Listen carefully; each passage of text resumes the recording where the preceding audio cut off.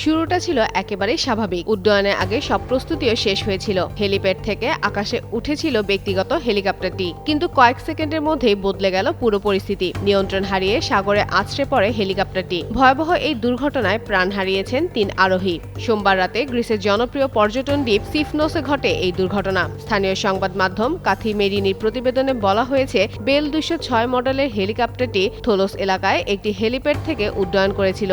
দ্বীপের উপর দিয়ে যাওয়ার কথা ছিল সেটির, তবে আকাশে ওঠার পরপরই এটি এজিয়ান সাগরে পড়ে যায়। দুর্ঘটনার পর হেলিকপ্টারটিতে আগুন ধরে যায়। ঘটনাস্থলে দ্রুত উদ্ধারকারী দল পৌঁছায়। পরে ফায়ার সার্ভিস ৩ জনের মৃত্যুর বিষয়টি নিশ্চিত করে। নিহতদের মধ্যে পাইলট সহ ২ যাত্রী ছিলেন। ৪৫ বছর ধরে কোটি মানুষের আস্থায় পাইপের বস আরএফএল পাইপ। তবে তাদের পরিচয় তাৎক্ষণিকভাবে প্রকাশ করা হয়নি। দুর্ঘটনার কারণ এখনো স্পষ্ট নয়। জানা গেছে, হেলিকপ্টারটির পাইলটকে মাত্র ২ মাস আগে নিয়োগ দেওয়া হয়েছিল। এই তথ্য সামনে আসায় বিষয়টি নিয়েও তদন্ত করা হচ্ছে। গ্রিক কর্তৃপক্ষ দুর্ঘটনার কারণ খুঁজে বের করতে তদন্ত শুরু করেছে। তবে প্রাথমিকভাবে যান্ত্রিক ত্রুটি, পাইলটের ভুল বা অন্য কোনো কারণে দুর্ঘটনাটি ঘটেছে কিনা তা নিশ্চিত হওয়া যায়নি। এদিকে চলতি মাসে গ্রিসে ২টি হেলিকপ্টার সংঘর্ষে ২ ক্রু নিহত হওয়ার ঘটনা ঘটেছিল। এর মধ্যেই নতুন এই দুর্ঘটনা দেশটির হেলিকপ্টার নিরাপত্তা নিয়ে নতুন করে প্রশ্ন তুলেছে।